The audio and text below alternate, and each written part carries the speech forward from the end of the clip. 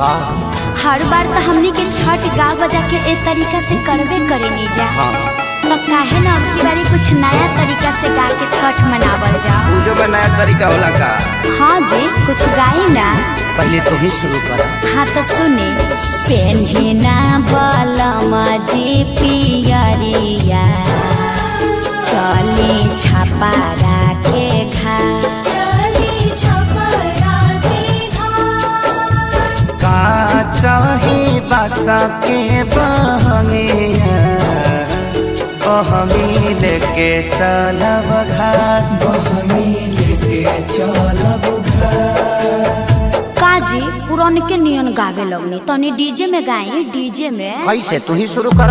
है से पेन्हिना बलमा जी पियरिया ए जी पेन्हिना बलमा जी पियरिया चली छापा राखे घाट चली छापा राखे घाट का चाही बासा के बहंगिया बहंगी लेके चलब घाट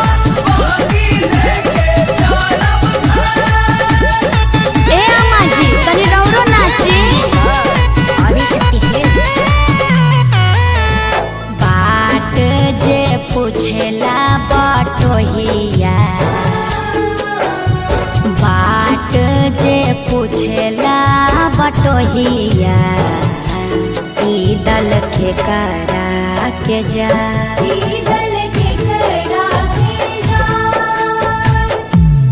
तू तया धरा हवे रे बटोहिया तू तया धरा होइबे रे बटोहिया ई दल छाठी माई के जाय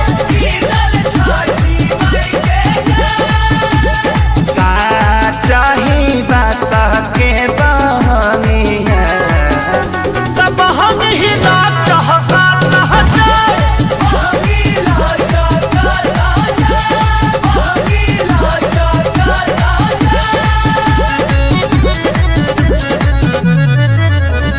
करी न सासु आमा जी तैयारिया अर्घ के बेरा बीतल जा पेन्ही नारी सबके पापा पियरिया दौरा घाटे पहुँचा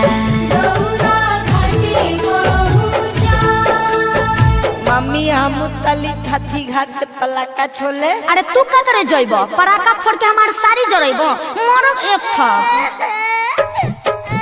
छठी घाटे करबे डरामा ओही जा हो जाई बाबा ओही जा हो जाई यार पापा से बोल मम्मी मारने की धमकी दे रही है पापा। साफा आतंकवादी हो का काहे लइकवा के डरोले बड़वा?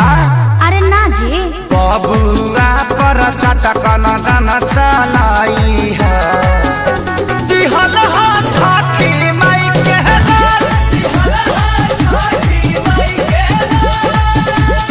अच्छा ठीक बा ना मारब ई त हमरो पता बाजी।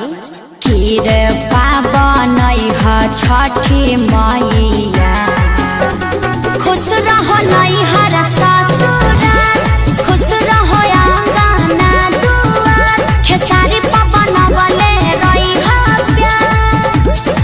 हे छठी मैया तनी कश्यपो जी पर ध्यान देत रही ह विवाद से बचाई ह।